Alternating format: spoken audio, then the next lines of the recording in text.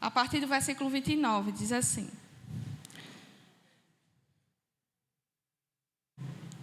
19.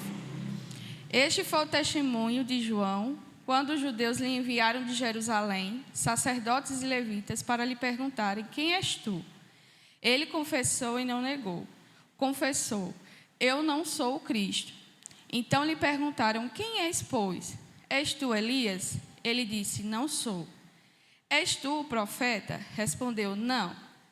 Disseram-lhe, pois: declara-nos quem és, para que demos resposta àqueles que nos enviaram. Que dizes a respeito de ti mesmo?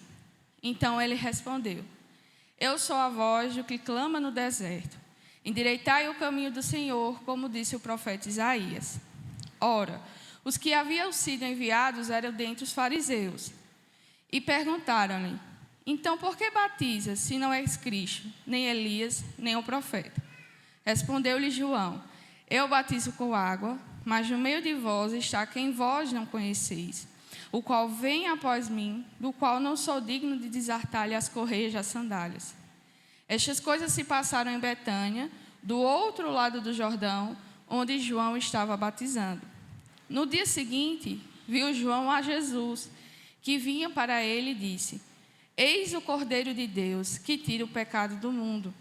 É este a favor de quem eu disse: após mim vem um varão que tem a primazia, porque já existia antes de mim. Eu mesmo não o conhecia, mas a fim de que ele fosse manifestado a Israel, vim por isso batizando com água. E João testemunhou dizendo: viu o Espírito descer do céu como pomba e pousar sobre ele. Eu não o conhecia. Aquele, porém, que me enviou a batizar com água, me disse: aquele sobre quem vires descer e pousar o Espírito, esse é quem batiza com o Espírito Santo. Pois eu, de fato, vi e tenho testificado que ele é o Filho de Deus. Amém.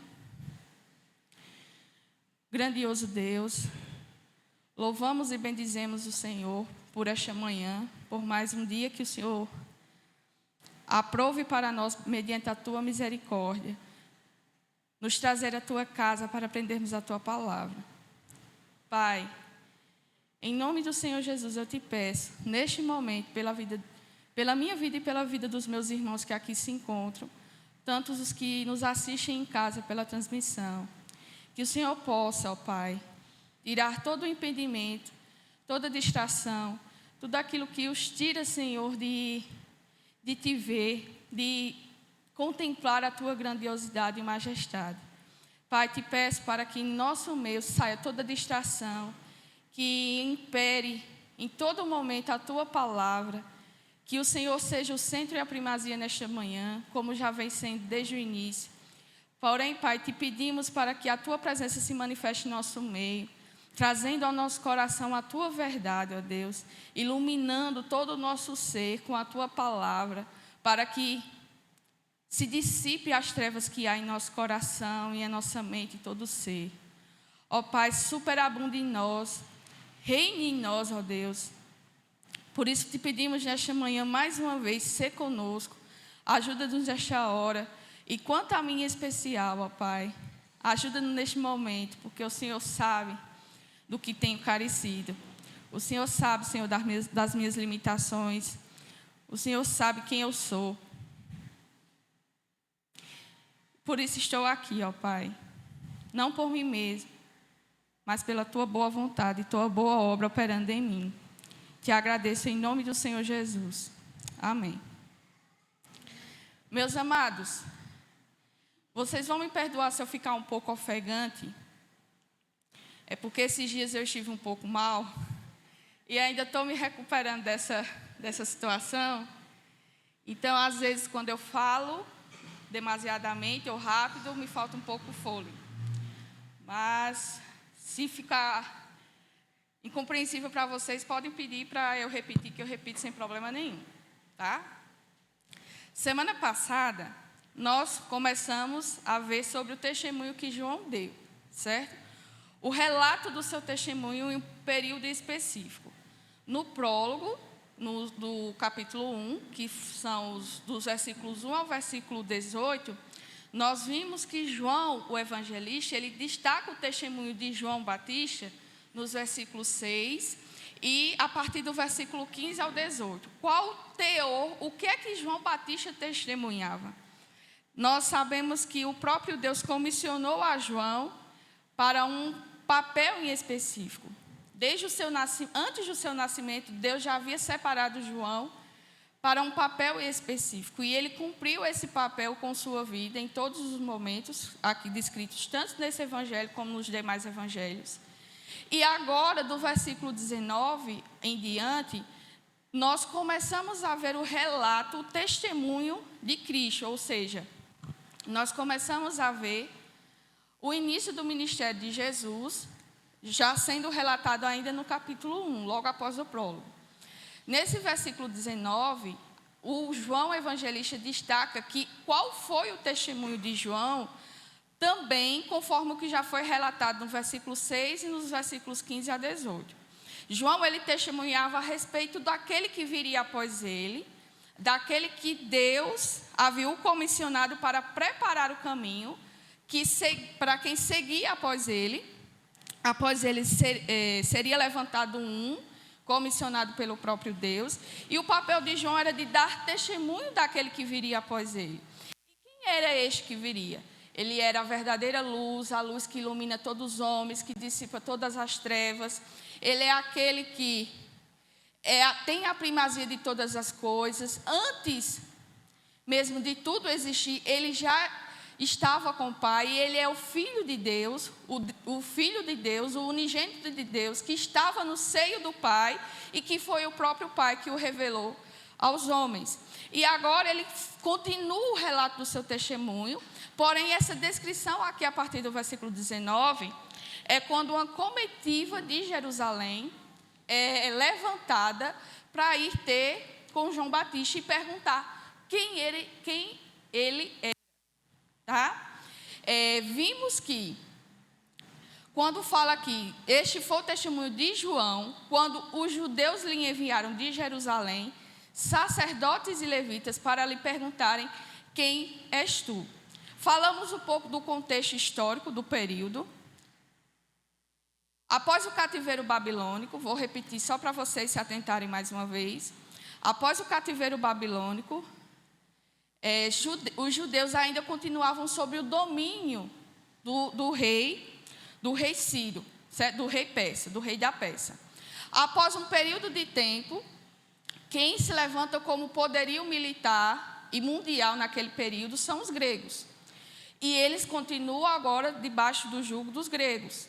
Por um período de tempo, eles se libertam desse jugo dos gregos, os judeus se tornam livres. Durante quase um século, eles se tornam livres, um povo livre, mediante a obra que Deus operou no meio do seu povo, tá? Quem quiser conhecer um pouco dessa história, está relatada no livro de 1 Macabeus. É um livro apócrifo, tá certo? Você não vai encontrar no nosso cânon, você encontra, por exemplo, no cânon da Igreja Católica Apostólica Romana, tá? Por que se destaca? Porque é a Igreja Católica Apostólica Romana que tem nos seus escritos, dentro do seu cânon, o livro de 1 e 2 Macabeus. Mas, historicamente, nós temos descrito esse período intertestamentário antes da vinda de Cristo ao mundo. Então, eles se tornam libertos por quase um século, e antes do fim desse século, eles caem na mão dos romanos. Por isso que, nesse contexto aqui, quando Jesus nasce, quando João Batista inicia o seu testemunho, quem está governando sobre os judeus é o Império Romano. Tá? Só que, quando eles caem novamente, eles são submetidos ao poderio de um reino maior do que eles, que no caso são o Império Romano, eles criam dentro deles esse senso novamente é reaceso neles esse senso do Messias, daquele a qual Deus havia prometido em toda a sua palavra no Antigo Testamento. Eles reacendem nacionalmente o desejo da vinda desse Messias. Então, para que eles fossem de fato libertos de toda a opressão governamental ou mundana, eles aguardavam e expectavam a vinda do Messias, o qual o próprio Deus havia anunciado que viria ao mundo e resgataria o seu povo. Só que os judeus, eles tinham esse senso nacionalista. Então, quando eles esperavam o Messias, eles não esperavam o Messias na forma como Deus havia anunciado em sua palavra. Um Messias que viria e resgataria o estado inicial do Éden. Tá? Deus, quando diz que levantaria da semente da mulher, levantaria um que esmagaria a cabeça da serpente, desde já nós temos o proto-evangelho, o evangelho sendo anunciado desde o início de todas as coisas. Quando Deus anuncia isso, Ele anuncia no propósito de viria aquele, suscitaria ele, levantaria um descendente da mulher, que resgataria aquilo que foi destituído por causa do pecado. Então, à medida que esse senso nacionalista dos judeus vão crescendo, tá? Quando eles se tornam uma nação, quando eles perdem esse direito à terra da aliança por causa da quebra da promessa, então eles acendem esse desejo do Messias, mas um Messias que restauraria o poder governamental que antes Israel tinha. Então, quando eles vão até João Batista, eles vão com esse senso de conhecer se João Batista era o Messias prometido, tá? Então, quando diz aqui no versículo 19 que os judeus, não eram todos os judeus que compunham os descendentes de Judá, mas esses judeus em específicos eram aqueles que o Sinédrio, que era o império religioso que governava os judeus quanto à religiosidade, quanto ao ensino da lei, quanto à instrução dos sacrifícios, quando o Sinédrio levanta um grupo de pessoas e os manda até onde João Batista estava. Aí eles chegam até João Batista e perguntam: quem és tu? João Batista, já sabendo desse senso, dessa expectativa que o povo tinha acerca do Messias, ele nem responde de uma forma formalmente como nós responderíamos. Se alguém me pergunta quem sou eu vou me apresentar pelo meu nome inicialmente, né? Mas ele não se apresenta assim, ele não dá essa declaração dele mesmo. Então ele já tem em mente que aquele povo foi até ele para saber se ele de fato era o que havia sido prometido nas Escrituras pelo próprio Deus. E ele confessa, ele diz: eu não sou o Cristo. Nem foi perguntado se ele é Cristo, mas ele prontamente já responde que ele não é o Cristo. Ele não é aquele que foi prometido nas Escrituras. Porque o que ele vai dizer? Tem essa expectativa.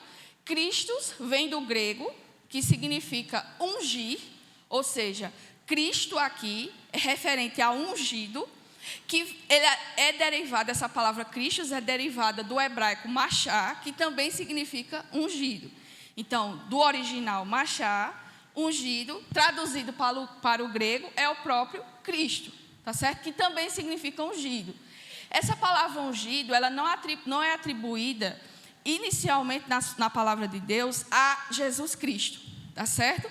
A gente entende, após o relato das Escrituras e do Evangelho, que Cristo o verdadeiro Cristo é Jesus, tá certo? Por causa do papel que foi desempenhado. Mas inicialmente, dentro da história do Antigo Testamento, essa palavra machá, ungido, ela era atribuída ao rei, a um sacerdote ou a um profeta em específico. Era aquele ao qual Deus havia ungido, separado e preparado para tal missão ou uma função em específica, tá? Então, quando é perguntado quem ele é, ele já prontamente já diz: eu não sou ungido, eu não sou aquele prometido, eu não sou aqueles que vocês estão aguardando, tá? Aí, novamente, eles perguntam: bom, se você não é o Cristo, provavelmente você é Elias, né? Versículo 21. Então lhe perguntaram: quem és, pois? És tu Elias? Respondeu: não sou. O que é que tem a ver essa questão Elias? Elias, segundo a profecia do Antigo Testamento, o profeta Malaquias, ele, em sua profecia, declara que no grande dia do Senhor viria Elias, tá certo? Viria Elias para ensinar, para pregoar a palavra do Senhor antes do grande dia do Senhor. João Batista, ele nega ser o Elias, apesar de que Jesus, no relato dos evangelhos mais à frente, tanto nos evangelhos sinóticos como aqui no evangelho de João, ele dá testemunho de que João Batista é o Elias prometido, tá certo? Isso nós vimos semana passada, tem os versículos aí, Marcos 9:13, e temos Mateus 11:9, que nós lemos semana passada e vimos o testemunho que o próprio Jesus dá acerca de João Batista, que ele seria, enfim, o Elias. Mas então, por que João Batista nega? Ele mentiu aqui? Será que ele mentiu aqui? O que é que vocês me dizem?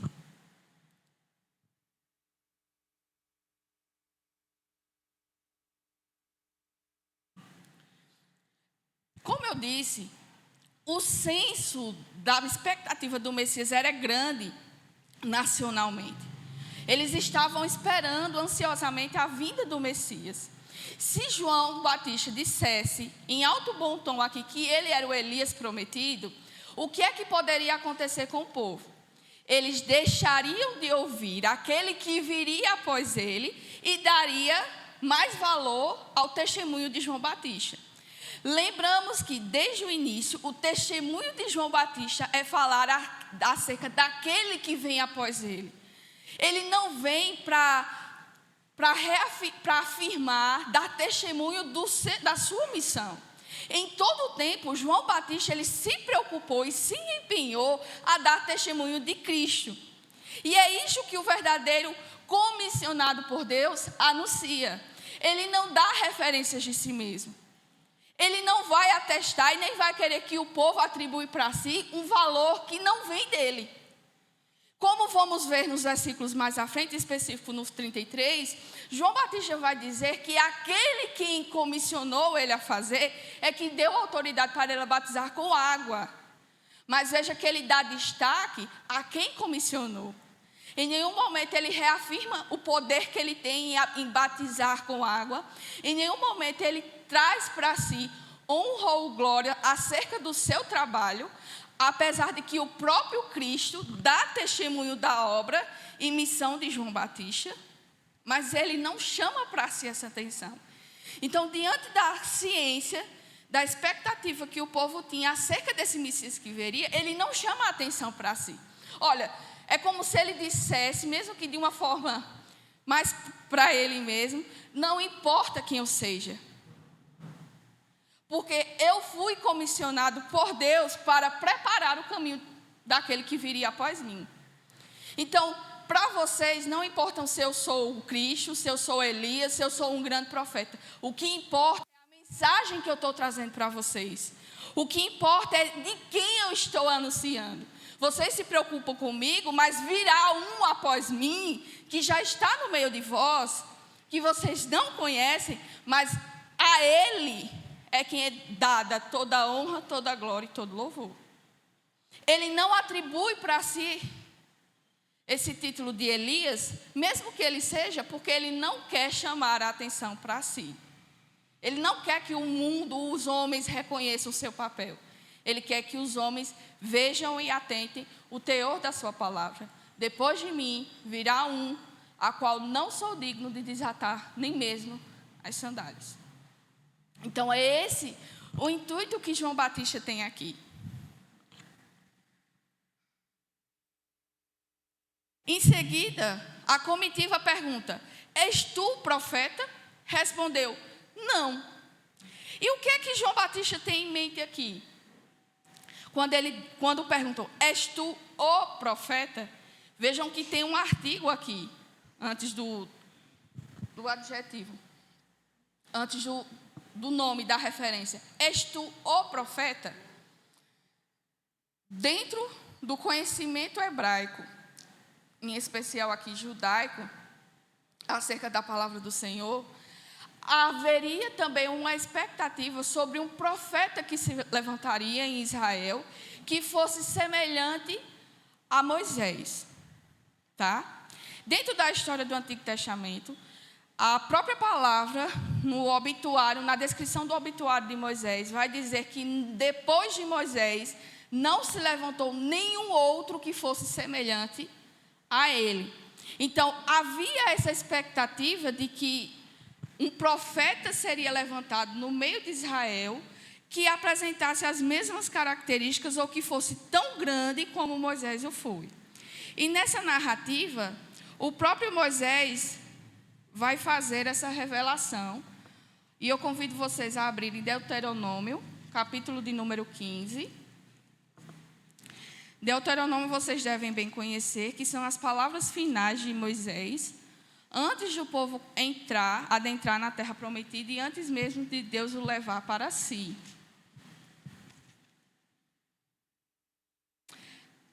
A verdade é 18, né? 15 não. Deuteronômio 18. Eu vou ler a partir do versículo 9, porque há uma exortação de Moisés com relação ao povo, com relação à promessa do grande profeta que viria após ele. Então, versículo 9 do capítulo 18 de Deuteronômio diz assim. Alguém pode ler, por favor?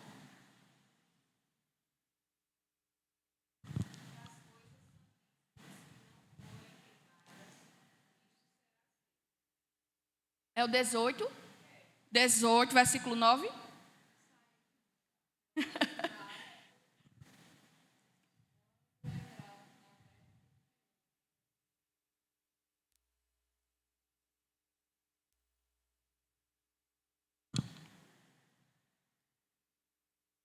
Pode ir seguindo.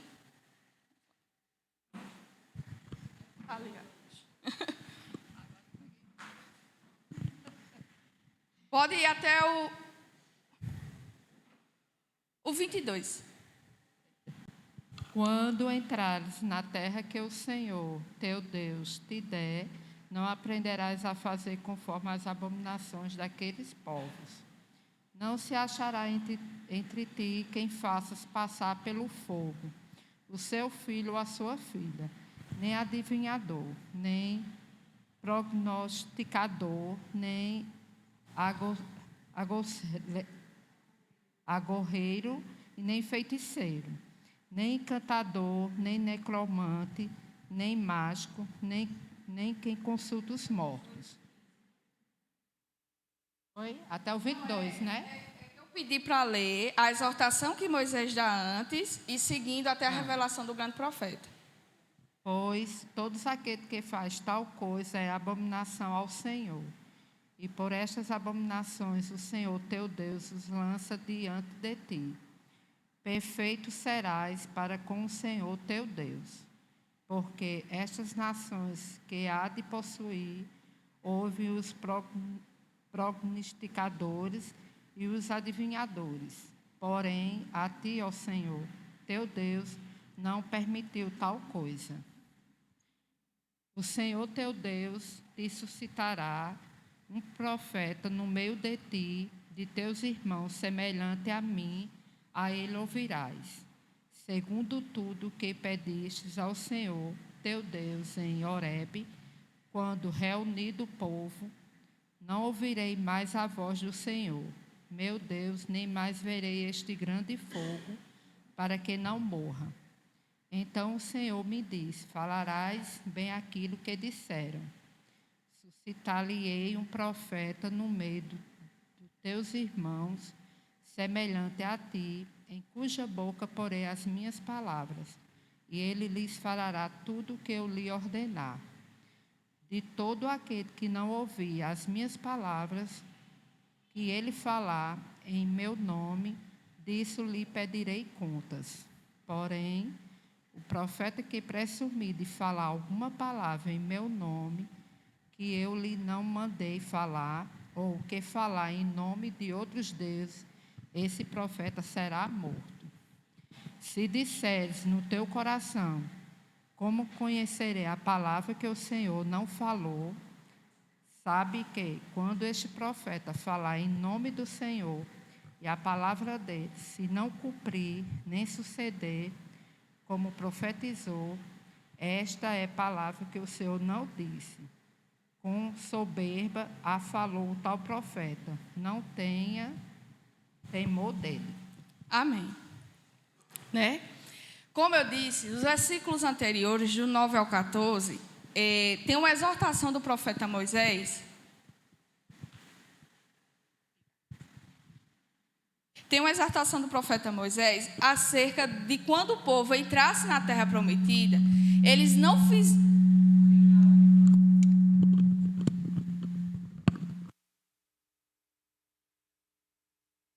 Falta de hábito com essas coisas. Então, quando ele fala que o povo adentrasse na terra prometida, eles não seguissem o caminho daquele povo que praticava na terra em que eles iriam habitar. Ao contrário, quando eles habitassem e quisessem conhecer a vontade do Senhor, eles não praticassem, não buscassem feitiçaria, não buscassem buscar os mortos, necromante, nem encantador, feiticeiro, nem prognosticador, e nem sacrificasse seus filhos para que a vontade de Deus fosse revelada ou se manifestasse no meio do povo. Tá? Mas para conhecer a palavra de Deus, já que eles não tinham ainda a palavra escrita, era necessário que eles, assim como Moisés foi, um grande profeta, porque o que significa profeta? Vocês sabem dizer o que significa profeta? É um homem específico que é levantado por Deus para anunciar a sua palavra. Ele não fala em nome dele mesmo, mas ele fala em nome de Deus. É um mensageiro ou é um arauto de Deus, ou seja, é aquele que é levantado ou enviado a uma pessoa ou a um grupo de pessoas para falar em nome de Deus. Tá? E assim foi com Moisés. E assim ele vai dizer que quando vocês quiserem conhecer a minha palavra, a minha vontade, a minha verdade, vocês não procurem essas coisas, porque isso é abominação perante mim. Mas vocês procurem conhecer, atentar e ouvir a voz daquele que se levantará, que eu levantarei e falarei em meu nome. Tá? Essa aqui é uma predição, isso aqui que Moisés fala nesses versículos é uma predição de Cristo, de Jesus. Tá certo? Ele está anunciando que Deus está revelando a Moisés e Moisés está anunciando ao povo que após Moisés, Deus iria levantar um homem em específico, no qual se levantaria do meio dos seus irmãos e como semelhante a Moisés, cuja boca colocaria as palavras dele, as palavras de Deus, e ele falaria tudo o que Deus havia de ordenar que ele falasse.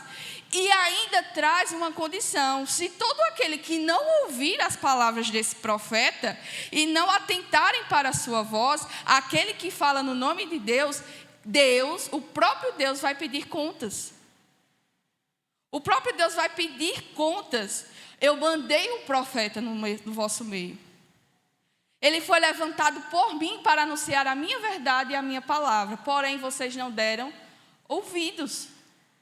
Então vocês não são indesculpáveis perante isso, tá? Mediante a história de Israel, nós vemos várias vezes Deus levantando tanto homens como mulheres, tá certo? Como profetas e profetisas no meio do seu povo para anunciar a sua palavra. Dentre as mulheres que foram levantadas como profetas, nós temos Miriam, a irmã de Moisés, nós temos Débora, que também foi uma juíza em Israel, e nós temos também Uda, tá certo? Elas foram levantadas como mulheres profetisas no meio de Israel para falar da palavra de Deus. Porém, todos estes prefiguravam ou anunciavam um profeta que seria maior do que eles, que é a figura do próprio Senhor Jesus Cristo. E quando o povo aqui, os judeus, aqueles que foram enviados pelo Sinédrio, vão até João Batista e perguntam se ele é o profeta, eles estão tendo em vista essa expectativa desse profeta que viria em Israel. Então eles perguntam: és tu o profeta? És tu aquele semelhante a Moisés? Aí ele prontamente responde que não. Porque isso realmente já não cabe ao ofício nem ao ministério de João Batista. Essa revelação que Deus revelou a Moisés e ele trouxe ao povo apontava para Cristo, Jesus Cristo. Então disseram-lhe, pois, declara-nos então quem tu és, para que nós possamos dar resposta àquele que nos enviaram. Que dizes a respeito de ti mesmo? Então o povo já fica, bom, se ele não é nenhuma figura escatológica, que a própria palavra de Deus revela isso ao seu povo, então ele deve ser alguém que está se enxerindo aí. Se ele não é Elias, se ele não é o Cristo, se ele não é o profeta, então ele é um enxerido. Ele é um enxerido. Então me diga aí, se tu não é nenhum daqueles que a gente falou, quem tu és? Aí ele vai e mesmo declara a profecia da promessa que está lá em Isaías capítulo 40. Nos evangelhos sinóticos, quem dá essa descrição acerca de João Batista são os próprios evangelistas. Aqui João dá voz a João Batista, relatando que é ele mesmo que se declara como a voz que clama no deserto. Ele vai dizer, eu sou a voz que clama no deserto.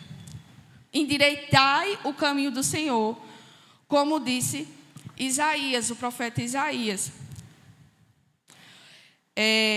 Aqui ele está citando diretamente Isaías 40, versículo 3, como profecia do seu próprio ministério. Ele está citando pessoalmente pelo sentido. Conclui-se que João não fazia nada além daquilo que o Senhor lhe ordenara. Ele está dizendo que ele não está se levantando em nome próprio. Ele não se levantou porque ele quis e achou bonito vestir de roupa de couro, colocar um cinto nos seus lombos e ir para o deserto e batizar as pessoas com água. Não foi ele, esse propósito não veio dele, mas é o próprio Deus que ordenou que ele o fizesse. E ele está trazendo essa profecia como cumprimento da revelação que foi dada a Isaías. A voz que clama no deserto, endireitando o caminho do Senhor. No contexto original da profecia, lá em Isaías 40, versículo 3, o contexto original é o quê? O povo já havia sido dada a revelação de que o povo seria levado cativo para a Babilônia, porém o povo não se desesperasse, porque da mesma forma que ele foi levado, o povo voltaria. Só que aqui, na verdade, no contexto de Isaías 40, a declaração é que o próprio Deus levantaria um que iria aplanar o caminho para que o povo voltasse do exílio para a sua verdadeira casa, para o seu local original, tá? Deus estava levantando um homem que endireitaria o caminho, porque o caminho pelo qual eles passaram para o exílio babilônico, geograficamente, era um terreno pedregoso, ele não era plano, não havia planícies, não havia nada que tornasse favorável essa volta para casa. Da mesma forma como eles foram, e foram um caminho difícil para eles, quando eles voltassem, Deus prepararia o caminho para eles. Isso é a revelação do contexto lá de Isaías. Só que Isaías, ele como o próprio Deus, ele revela coisas espirituais. O povo voltou para a sua terra. Não no contexto como Isaías falou, mas o que ele está declarando e o cumprimento dessa profecia cabalmente se cumpre aqui em João Batista. Porque João Batista era levantado por Deus para endireitar o caminho do Senhor. Ele anunciava coisas do reino de Deus. João Batista estava anunciando aquele que viria e seria o cordeiro que tiraria o pecado do mundo. Ele não está falando daquele que viria e restauraria a condição original de Israel como um povo, como um rei, como um reinado, como uma civilização estabelecida. Mas ele está declarando que o próprio rei, o rei da glória, o rei dos reis, o senhor dos senhores, estaria vindo após ele, estaria preparando o caminho para o verdadeiro rei vir e trazer com ele o seu povo. É essa a revelação que nós temos aqui. É esse o cumprimento lá que em Isaías 40 nós temos. A revelação de que Deus levantaria um que aplanaria o seu caminho. Ou seja, ele prepararia para quando o rei passar, o rei passaria num terreno plano. E quando ele passasse, traria consigo todo o seu povo, o verdadeiro povo. Não era qualquer um que se considerasse judeu, mas era o próprio povo exclusivo do Senhor. Amém, meus irmãos? Compreendido até aqui? Posso dar continuidade? Então, ele se declara desta forma. Aí, o versículo 24, ele diz, os enviados diz. Na verdade, o próprio evangelista dá o testemunho aqui. Ora, os que haviam sido enviados era de entre os fariseus. Vocês conhecem os fariseus?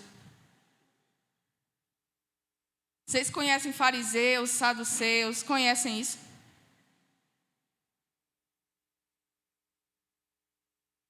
Pronto. Os saduceus era como se fosse assim. Dentro do grupo religioso, haviam duas facções, haviam duas divisões. A primeira divisão era dos saduceus, que eram eles que governavam, eles tinham maior controle sobre o sinédrio. O sinédrio, como eu já falei, era aquele grupo, era um poder religioso que governava por sobre Israel, sobre Judá, garantindo que eles cumprissem a palavra de Deus, certo? Então, os saduceus eram o grupo, em maioria, que compunham o sinédrio. Os fariseus eram a segunda divisão, o segundo grupo, e eram compostos de menor grupo, tá certo? E o que é que diferenciam um e outro? Porque uns eram chamados saduceus, outros fariseus. Os saduceus, eles se propuseram a cumprir somente o que estava descrito na lei do Senhor. Tudo aquilo que estivesse fora dessa lei, se não tivesse nada descrito ou relatado dentro dessa lei, não era para ser cumprido. Já os fariseus, não. Os saduceus diziam que os fariseus eles gostavam de inventar coisas novas dentro da palavra do Senhor. Os fariseus eles já acreditavam na ressurreição dos corpos, coisas que os saduceus não acreditavam, que o homem seria capaz de ressuscitar corporealmente. Aí quando a gente vê lá o relato da ressurreição de Lázaro, a gente compreende porque o sinédrio não reconheceu aquilo como um milagre, porque eles não acreditavam como se fosse possível. Não era possível para o homem ressuscitar, tá? Uma outra coisa que os fariseus também acreditavam é que eles tentavam buscar, de toda forma, a pureza na consagração daquilo que era da palavra do Senhor. Por exemplo, se eu comprava um alimento e eu não oferecesse o dízimo daquele alimento que eu comprei, então eu não deveria comer, porque ele era impróprio. Ele não estava santificado, porque eu comprei e não ofereci o dízimo daquilo que eu comprei. Então eu não poderia me aproveitar daquilo que eu comprei. Deu para entender mais ou menos? Assim, bem superficialmente, porque se eu fosse adentrar seria uma aula de saduceus e fariseus. Mas só para a gente ter uma noção do que se encontra aqui, tá? Quem são enviados são dos grupos dos fariseus, tá certo? Como eles eram um grupo menor e os saduceus eram maior e não davam muito crédito aos que os fariseus falavam, eles não davam muita voz, nem atentavam muito para o que os fariseus diziam. Então, provavelmente, é o que o comentarista fala, o comentarista das bolinhas fala aqui acerca dessa interpretação de texto, é que não era somente os fariseus, mas também dentro desse grupo haviam fariseus. Por serem um grupo menor, eles não tinham autoridade de por eles mesmos se levantarem e irem e interrogar João Batista. Mas dentro desse grupo estariam pessoas fariseus, tá certo? A não falar a palavra errada. O grupo dentro dos fariseus que estavam presentes também nesse grupo. Aí por isso que vem um questionamento a seguir, do versículo 25, e perguntaram-lhe: então, por que batizas se não é Cristo, nem Elias e nem o profeta? Os fariseus, eles tinham o conhecimento e acreditavam na questão do batismo. É tanto que o batismo não é uma ideia nova que João Batista trouxe no meio, no seu contexto. Essa ideia de batismo, ela já era conhecida dentre o povo judaico, o povo israelita, tá certo? O batismo já era uma prática conhecida, porque eles faziam isso para purificar dos seus pecados. Dentro da tradição judaica, haviam pequenos tanques, certo? Que havia uma escada, que por onde descia e subia. Nesses tanques haviam águas, obviamente. E as pessoas, no ritual de processo de purificação pelos seus pecados, eles tiravam suas roupas, desciam as escadas desse tanque, mergulhavam 7 vezes e subiam novamente, representando assim a purificação do pecado pelo qual eles haviam cometido. Após irem oferecerem os seus sacrifícios, eles vinham e faziam esses rituais, tá certo? Essas práticas. Então, a ideia do batismo não é uma figura estranha, não é algo que João Batista inaugurou. Pelo contrário, João Batista ele vem trazer o real sentido desse significado. Mesmo ele trazendo o real sentido desse significado, ele confessa que ele vem batizando com água. Olha, eu não faço nada de especial, porque eu batizo com água. É o que ele vai dizer no versículo 26.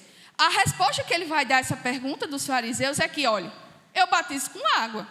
Eu não estou fazendo nada alheio, nem diferente ao que vocês já estão acostumados a fazer. Mas eu estou... É como se ele estivesse revelando algo que será mais completo, que será realizado por aquele que segue após ele. E aí ele vai dizer, mas no meio de vós está quem vós não conheceis. Aqui Cristo já havia sido manifestado, se assim eu posso dizer. É uma palavra meio estranha, né? Manifestado. Mas Cristo já havia se revelado aqui, nesse contexto. E a gente vai saber por que mais na frente. Tá? Cristo aqui já havia se apresentado. João Batista já havia reconhecido quem era Cristo, quem era Jesus Cristo. Tá? Aí ele continua dizendo, está quem vós não conheceis, porque ele ainda não foi manifesto da forma como ele será manifesto mais à frente. O qual vem após mim, do qual eu não sou digno de desatar-lhes as correias das sandálias. Para um judeu ouvir isso é um absurdo tremendo. Tá?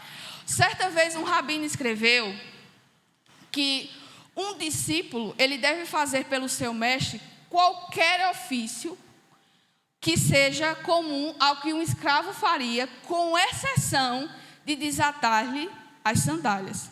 Porque esse ofício de desatar as sandálias era um serviço de escravo e dentro da escravidão ainda havia caixas de divisões. Esse serviço de desatar as sandálias dos pés daquele senhor, do seu mestre, era o mais indigno e mais impuro serviço que um escravo poderia cometer. Até para um escravo deveria fazer. Então, quando João Batista diz que aquele que vem depois dele é tão grande, tão sublime, tão majestoso, ele é o próprio Deus, a ponto de que ele não é digno de desatar-lhe as sandálias. Para um judeu escutar isso é uma blasfêmia, porque nem isso era permitido para um discípulo, quanto mais para alguém que estava ali fazendo um papel que talvez nem seria dele, talvez ele tivesse louco ou fazendo aquilo que não lhe convia.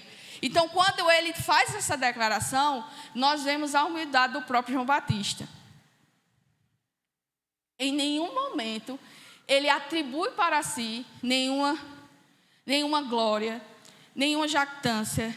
Ele não traz para si nenhum reconhecimento e nem espera esse tipo de reconhecimento acerca do povo. Nem mesmo dos seus discípulos ele esperava esse tipo de reconhecimento. Porque ele sabe que o seu papel era preparar o caminho para o verdadeiro rei que viria após ele. Ele sabia que o seu papel era de ser arauto do rei, de preparar o caminho para aquele que viria. Então, o fato dele dizer que nem de desatar as correias das suas sandálias é porque nem como escravo ele serviria para esse rei. Nem como o pior dos escravos ele serviria para desatar-lhe as suas sandálias. E ele segue.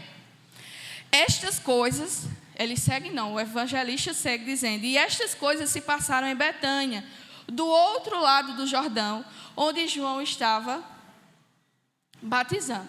Eu trouxe um mapinha, não sei se vai estar bom aí para vocês, por causa da iluminação, e foi o mais claro que eu pude trazer para vocês aqui. tá? Na palavra do Senhor, geograficamente, existia a Betânia, que era próxima de Jerusalém, tá certo? Que vai dar aqui embaixo, perto do número 6. Não sei se está dando para vocês verem. Dá não, né? Para mim não está, mas para vocês. Então, aqui onde eu estou marcando era a Betânia, que era próxima de Jerusalém, certo? Essa Betânia aqui, que o evangelista fala, não é essa Betânia próxima de Jerusalém. Aí ele ainda dá essa descrição de que é do outro lado do Jordão. O Rio Jordão, vixe, como está horrível. O Rio Jordão é esse rio aqui, bem fininho, que eu estou passando a linha aqui para vocês, certo? Aqui é o Rio Jordão. Aqui seria provavelmente a Betânia, onde João Batista exercia o seu ministério, tá certo? Totalmente diferente de Betânia de Jerusalém, onde nós temos o relato de João se contando com Marta, com Maria, com Lázaro, tá certo? Não é essa Betânia que João Batista exercia o seu ministério. Era Betânia depois do Rio Jordão, além do Rio Jordão. Olha quanto dista de um lado para o outro, tá? Aqui em cima está a Galileia, onde o Senhor Jesus iniciou o seu ministério, tá? Quando vocês virem em casa lá no mapa, acho que vai estar mais bonitinho para vocês no vídeo, tá certo? Aí vocês dão uma pausa no vídeo para não me escutar falando, aí vocês vão ver o mapa bem direitinho descrito para vocês. Mas aqui em cima temos a Galileia, onde Jesus inicia o seu ministério. Aqui temos a Samaria e aqui a Judeia especificamente. Aqui nesse ponto 6 nós temos Jerusalém, nós temos Betânia, nós temos outras cidades descritas e aqui, além do Jordão, é onde João Batista exercia o seu ministério. Quem tinha o domínio sobre essa região aqui era Herodes, o rei Herodes, certo? Ele tinha o domínio sobre a região. E é por isso que provavelmente se encontra por ali por cima. Não é um local exato, geograficamente não temos como identificar a Betânia, onde João exercia o seu ministério, mas nós podemos identificar pelo menos a região, mais ou menos onde ele atuava, por causa dessa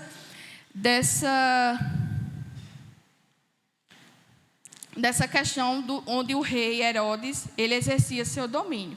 Por quê? Porque foi o rei Herodes que mandou prender e matar João Batista. Tá certo? Aí continua o testemunho de João. Ele reafirma esse testemunho. No dia seguinte, ou seja, após essa visita do Sinédrio, do grupo dos judeus do Sinédrio, no dia seguinte, viu João a Jesus, que vinha para ele e disse: Eis o Cordeiro de Deus que tira o pecado do mundo. É este a favor de quem eu disse: após mim vem um varão que tem a primazia, porque já existia antes de mim. Eu mesmo não o conhecia, mas a fim de que ele fosse manifestado a Israel, vim por isso batizando com água. João, ele vê Jesus.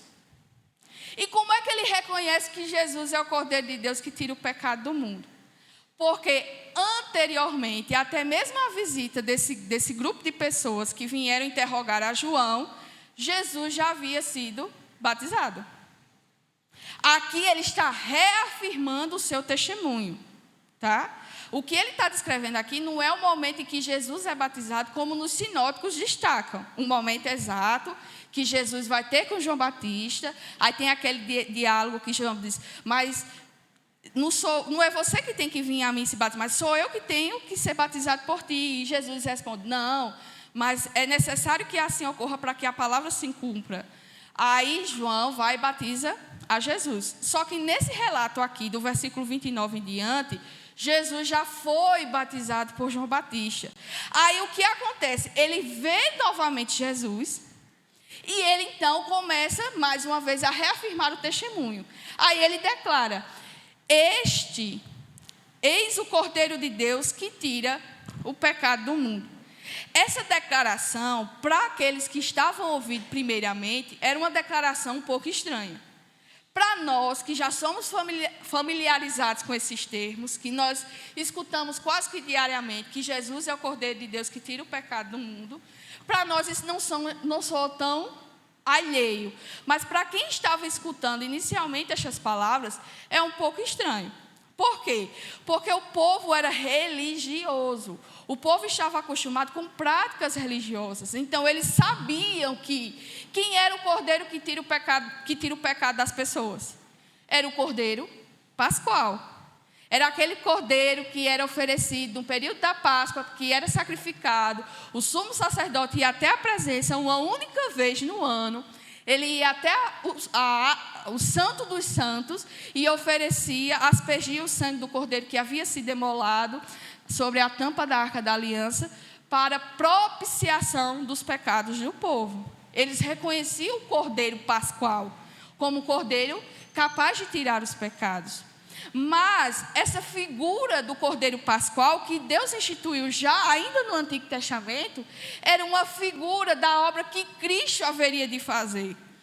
Até então, os cordeiros que eram sacrificados, eles não eram capazes de tirar, de remover o pecado do povo.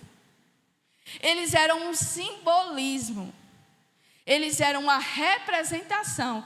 Eles não tinham esse poder. O sacrifício do animal, o sangue do animal aspergido sobre a Arca da Aliança, não tinha esse poder de retirar o pecado do povo. Porque se fosse assim, quem era santo era o cordeiro. Não é? Morre um santo capaz de tirar. Então o santo era o cordeiro. Só que ele não é capaz, nunca foi. Eles eram apenas um anúncio, uma figura da obra que Cristo haveria de realizar. O único, por isso que a declaração aqui de João Batista não é o cordeiro que tira o pecado do povo, mas é o cordeiro que tira o pecado do mundo. João Batista reconhecia a obra de Cristo. Ele sabia de quem ele testemunhava. Ele não testemunhava de qualquer um, mas ele testemunhava acerca do Cordeiro de Deus que tira o pecado do mundo. Não é do seu povo, mas de todo o mundo. E esse mundo aqui que é descrito aqui, não é que são todas as pessoas, mas ele está se referindo ao mundo no contexto de etnia, de povos, de raças, qualquer um que é chamado por Cristo e ouve a sua voz. O sangue do Cordeiro é eficaz para a remoção de todos os pecados. Ele não limpa superficialmente, mas ele remove. Ele remove do mais íntimo do ser humano. Ele remove todo e qualquer pecado. Não existe nenhum pecado que o ser humano possa cometer que o sangue de Cristo não possa ser eficaz para salvar e perdoar. Não há, porque ele é eficaz. E para um judeu que escuta essa declaração de que ele é o Cordeiro de Deus, ele não traz a ideia na mente apenas esse Cordeiro pascual. Mas Abraão, quando foi sacrificar Isaque, e Deus interrompe o sacrifício e mostra para ele um cordeiro que está preso pelos chifres lá na mata, Abraão reconheceu aquilo como a provisão divina. Ele olhou para aquele cordeiro e contemplou a Cristo. Então, quando ele declara que ele é o cordeiro, João Batista está fazendo referência ao cordeiro que Abraão viu e que se colocou no lugar do seu filho.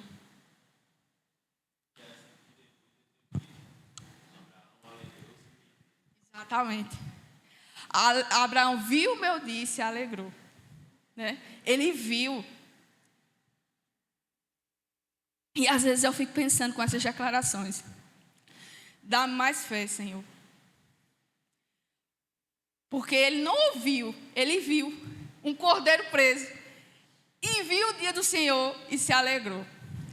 E muitas vezes eu tendo a sua palavra, tendo o seu espírito, e muitas vezes o medo e o desespero me abatem. Dá-nos mais fé, Senhor, para que possamos ver a sua escritura e contemplar a sua glória. Eis o Cordeiro de Deus.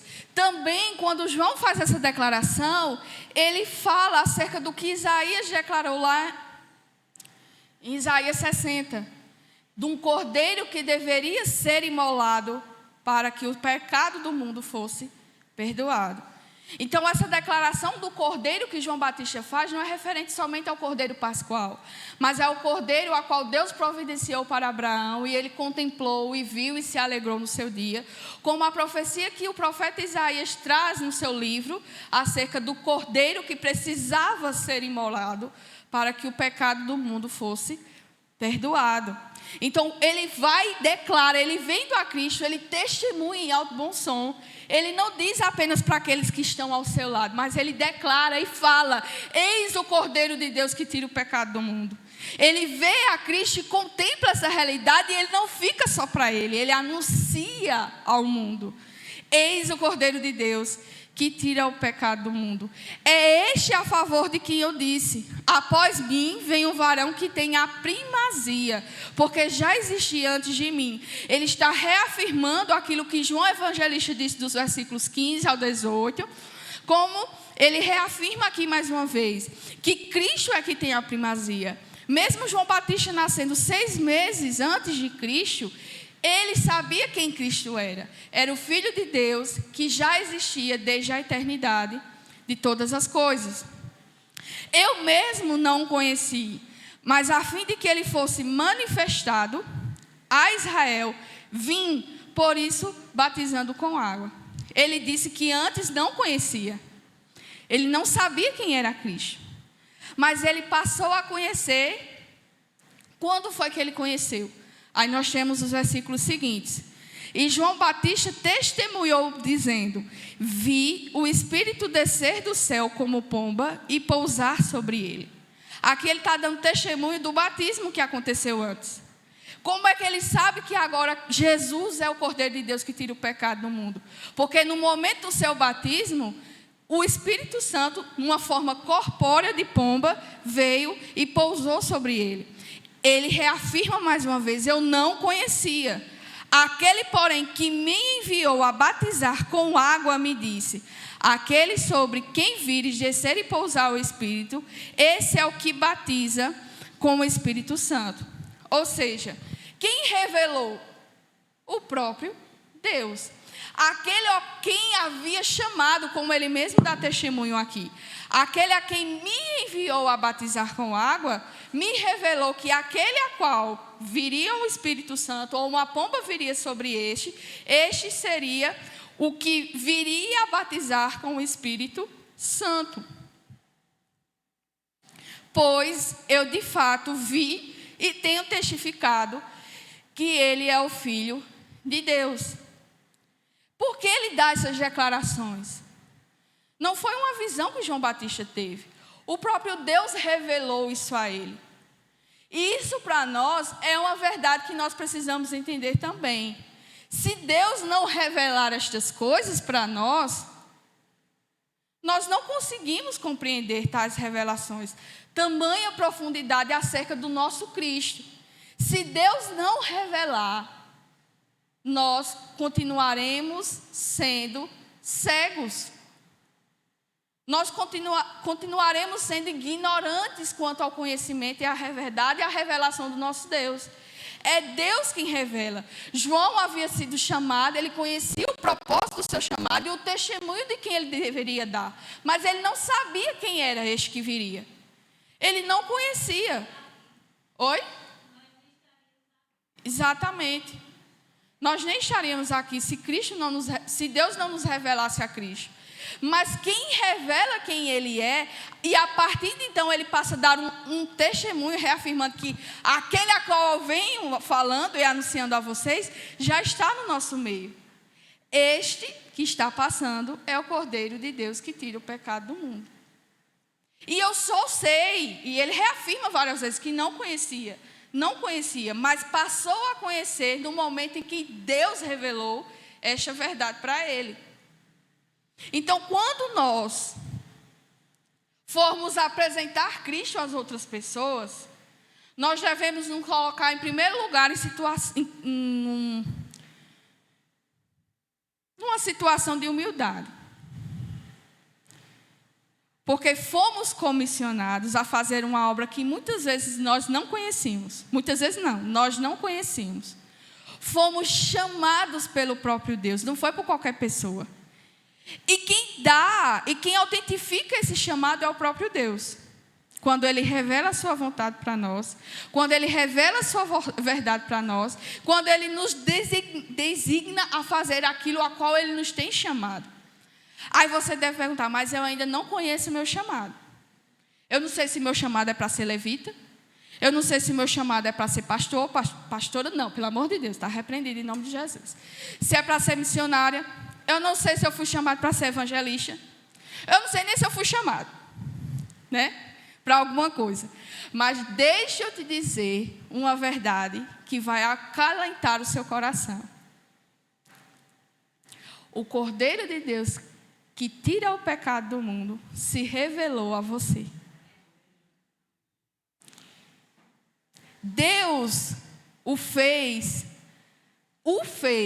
contemplar com seus próprios olhos a glória do próprio Deus. Não visivelmente, mas por meio das suas obras no meio da sua vida. Quem aqui é igual ou da mesma forma como era antes de conhecer a Cristo? Se você for, você precisa realmente de um encontro com o Senhor. Porque ninguém que conhece a Cristo fica da mesma forma. Permanece da mesma forma. Cristo, o Cordeiro de Deus que tira o pecado do mundo, tirou o seu pecado através da sua obra vicária, do seu sacrifício, do sangue derramado, que Ele mesmo se ofereceu por sacrifício, é capaz de retirar e remover todos os seus pecados. Então já não há mais nenhuma condenação para mim e para você. Porque é Cristo quem nos justifica. É Cristo quem nos salva e quem nos limpa. Porém, Cristo não lhe salvou, nem perdoou os seus pecados para você viver da vida como você quer viver. Ou da vida como você acha que deveria viver. Ou você não foi salvo para esperar apenas a Jerusalém celestial. Você foi salvo e enquanto você viver sobre a face desta terra, você tem um papel a cumprir. Você tem um chamado que foi designado pelo próprio Deus antes de Ele subir aos céus, depois da sua ressurreição. Você foi chamado para pregoar a verdade do Senhor. Você foi chamado para dar testemunho de quem Deus é e de o que Ele fez na sua vida. Então não se perca somente achando que você ainda não tem uma revelação divina, se você vai ser pastor, se você vai ser missionário, evangelista, se você vai ser aquele que vai cuidar, limpar o chão da igreja do Senhor. Não se prenda a isso, porque você tem um chamado excelente da parte do próprio Deus. Você foi chamado para dar testemunho de quem Cristo é, do que Ele fez e do que Ele faz mediante a sua obra vicária. Então é meu e seu papel fazermos isso. É meu e seu papel. Aí eu pergunto a você, você tem cumprido a sua missão? Você tem cumprido a sua missão? Ou você tem perdido e gastado seu tempo apenas com as coisas desse mundo? Não, quando eu me formar eu vou. Não, quando eu tiver um trabalho que me dê dinheiro eu vou. Não, quando eu tiver uma família, uma casa, um carro e filho, eu vou. Não, quando eu me aposentar, porque eu vou ter mais tempo livre, eu vou. Aí você morre. Porque apenas a alguns é dado o direito de morrer na velhice. Não é assim? Aí você morre, aí você chega na presença de Deus, aí Deus pergunta, quais são as suas obras? Aí você, meu diploma, minha carteira de trabalho, a certidão de nascimento dos meus filhos, minha conta bancária. Meus irmãos, não é legalista isso não, é a nossa realidade. deixamos de viver para este mundo, porque nós não fomos feitos para esse mundo. Jesus não morreu na cruz, não sangrou por você naquela cruz, para que você vivesse a vida conforme você se agrada. A ordem não é essa? Tome a sua cruz, negue-se a si mesmo e siga-me. O chamado não é esse? O chamado foi só para os discípulos? Foi só para mim? Foi para mim e para você. E por que bexigas d'água a gente não faz? Você está esperando Gabriel descer e Deus revelar isso a você? Ou um profeta vir falar? Tudo que precisava ser revelado a nós já está aqui, ó. Já está aqui. Você não precisa ir atrás de nenhum agoureiro. Você não precisa ir atrás de nenhum necromante. Você não precisa ir atrás de falsos profetas. Porque o verdadeiro profeta já veio, já revelou a vontade de Deus e já deixou para nós escrito, para que a gente não tivesse a desculpa de dizer, não, mas ele só falou naquele tempo, a gente não tem nada, a gente não ouviu, mas ele deixou por escrito a sua vontade revelada a nós. Cumpre a mim e a você fazer. Agora, uma coisa é certa, aqueles a quem ouvem a voz do Senhor, cumpre.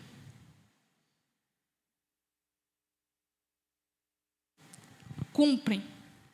Precisamos declarar, meus irmãos, neste mundo mal, neste mundo vil, que Cristo é o Senhor, que Ele é o Filho de Deus, enviado pelo próprio Deus para revelar as obras obscuras que nós estávamos vivendo, para iluminar com a sua verdadeira luz, para trazer a realidade de quem nós somos e de quem Ele é, e da realidade e necessidade que nós temos de um Salvador, porque por nós mesmos nós não conseguimos enxergar, nós não conseguimos ouvir e nós não conseguimos palpar, mas é necessário que o Senhor revele isso a nós. É necessário que o Senhor revele isso a nós. Então, se você está aqui, busque incansavelmente a presença do Senhor, para que Ele se revele a você da forma como precisa se revelar. Que saia do meu e do seu coração tudo aquilo que nos prende a este mundo. Que possamos viver uma vida voltada para o louvor e glória do nosso Senhor e Salvador Jesus Cristo. Meus irmãos, Cristo não morreu para que nós vivêssemos da mesma forma como nós vivíamos, mas para nos dar uma nova vida, vida de paz e vida verdadeiramente abundante. Vida abundante, você sabe o que é isso? É uma vida que só encontramos em Cristo Jesus.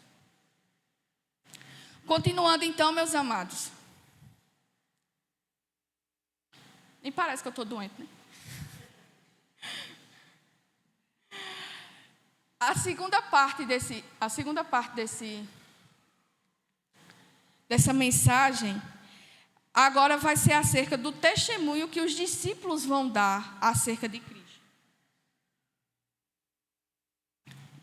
Nós temos o relato, o testemunho de João Batista e quão foi fundamental e como ele cumpriu seu papel em preparar o caminho para a vida do Senhor. Aí, versículo 35, nós temos que no dia seguinte, ou seja, depois que João Batista viu a Cristo e fez essa declaração, deu novamente um testemunho sobre ele, aí ele vê novamente, no caso João já estava na companhia de 2 discípulos, e ele vê Jesus novamente passar e diz, eis o Cordeiro de Deus. Ele repete o seu testemunho. Ele não dá outra declaração, mas ele repete o testemunho que é verdadeiro e é central para a revelação de todo homem. Ele diz, eis o Cordeiro de Deus. Os 2 discípulos, ouvindo-o dizer isto, seguiram Jesus. E Jesus, voltando-se e vendo que o seguiam, disse-lhes, que buscai? Disseram-lhe, Rabi, que quer dizer mestre, onde assistes? Respondeu-lhes, vinde e vede. Foram, pois, e viram onde Jesus estava morando, e ficaram com ele aquele dia, sendo mais ou menos a hora 10. Era André, o irmão de Simão Pedro, um dos dois que tinham ouvido o testemunho de João e seguido Jesus. Ele achou primeiro seu próprio irmão, Simão, a quem disse: achamos o Messias, que quer dizer Cristo, e o levou a Jesus. Olhando Jesus para ele, disse: tu és Simão, o filho de João, tu serás chamado Cefas, que quer dizer Pedro. Meus irmãos, aqui não tem uma necessidade de uma exegese tão profunda, né? O próprio texto já diz que no dia seguinte, após esse testemunho que João Batista deu, ele estava novamente na companhia de 2 de seus discípulos. Vendo Jesus passar, ele novamente dá testemunho de Cristo: eis o Cordeiro de Deus. Os seus discípulos, vendo quem era a qual João apontava, deixam João e vão seguir a Cristo. O texto aqui, no original, especifica exatamente que eles deixaram de seguir a João Batista e foram seguir a Jesus Cristo. Tá? Aqui, o que eu posso destacar de interessante é que João, não temos nenhuma refutação de João Batista aqui, acerca dos discípulos que deixaram de seguir e foram seguir a Jesus. Isso mostra, mesmo que indiretamente, que João conhecia que o seu ministério estava chegando ao fim. Aquele a qual ele estava falando havia sido manifesto, Deus já havia revelado, então era necessário que ele diminuísse e Cristo crescesse. Tá? Então esses discípulos deixam João Batista e vão atrás de Jesus. E eles chegam perto de Jesus e Jesus, voltando-se para ele, pergunta: que buscais? Jesus não é tolo nem ingênuo aqui. Não é que Jesus não sabia o que eles estavam procurando, mas Jesus queria só ouvir da boca deles o que eles estavam em busca. Aí eles disseram: Rabi, que quer dizer mestre. Como esse evangelho, assim como o evangelho de Marcos, assim como o evangelho de Lucas, é escrito para pessoas que não são judias, que não são para o povo de Israel, então quando vêm essas palavras que são de origem ou aramaica ou judaica, eles em seguida colocam o seu significado. Por isso que essas palavras entre parênteses, tá certo? É que ele está mostrando o significado da palavra para aqueles que não conheciam nem o grego nem o aramaico. Então, Rabi, que significa mestre, onde assistes? Ele pergunta: onde é que você mora? Aí o próprio Cristo não recusa e não dispensa, nem lança fora. O Senhor faz o convite: vinde e vede. É o mesmo convite que foi feito a mim e você: vinde e vede quem eu sou. E foram, seguiram a Cristo e viram onde ele estava morando. Ficaram com ele aquele dia, sendo mais ou menos a hora 10. Dentro do calendário judaico, a hora era dividida em 2 turnos. Do nascer do sol até o fim do sol, era o horário vespertino, tá certo? Onde o sol brilhava, era o dia. Era um dia. E quando a noite chegava até o nascer do outro sol, a noite era dividida em quatro momentos. Certo? Então, essa 10ª hora aqui descrita, provavelmente seria às 14 horas. Que era justamente o horário em que o pessoal deixava o seu trabalho e seguia para suas casas. Tá? Então, eles viram a Cristo e seguiram mais ou menos por este horário. Era André, irmão de Simão Pedro, um dos 2 que tinham ouvido o testemunho de João e seguido a Jesus. São 2 discípulos, mas só temos destacado aqui o nome de André, que era irmão de quem? Simão. O Pedro, certo? Um dos 2 que tinham ouvido o testemunho de João e seguido a Jesus. Ele achou primeiro seu próprio irmão, Simão, a quem disse: André, tendo passado esse momento com Cristo, tendo ouvido o relato e o testemunho de João, e tendo passado esse momento com... Já estão me expulsando daqui, né? Só para concluir aqui. E tendo, após o testemunho de João, e tendo falado com Cristo,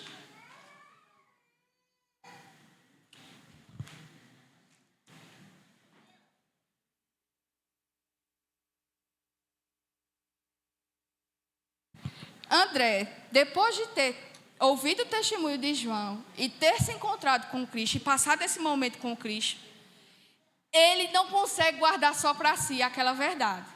Ele sai correndo para dar testemunho acerca de Cristo. E quem é o primeiro a que ele vai ao encontro? A seu irmão. Pelo amor de Deus. Pra cá. Pra cá, pra cá, pra cá. Ele vai em busca do seu irmão. A verdade que ele encontrou, o testemunho que ele recebeu, ele não guardou para si.